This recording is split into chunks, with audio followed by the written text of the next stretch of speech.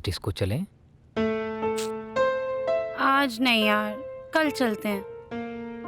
Okay, तो candle light dinner चलें? Nariman point. वाह, क्या बात है राहुल, तुम तो आजकल बहुत रोमांटिक होते जा रहे हो।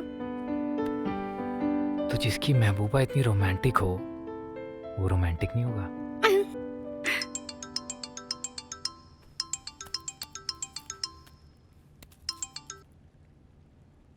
हेलो। मैडम जी नमस्ते। कौन? मैडम जी बतासा बोल रहल बानी। हाँ बताशा बोलो। रघुआ मुंबई आ गई नहीं का? मैं राहुल बोल रहा हूँ। और सुन मेरी बात ध्यान से, अगर तूने यहाँ दोबारा कॉल करने की कोशिश की ना, तो बेटा सीधा अंदर करो। इसलिए भलाई सी में जिस ट्रेन से तू आया ना, उसी से लौट जा, नहीं तो चलने फिरने के लायक नहीं बचेगा, समझा? हेलो हेलो हेलो हेलो, इस ससुराल हमारा पीछे पड़ गई बा।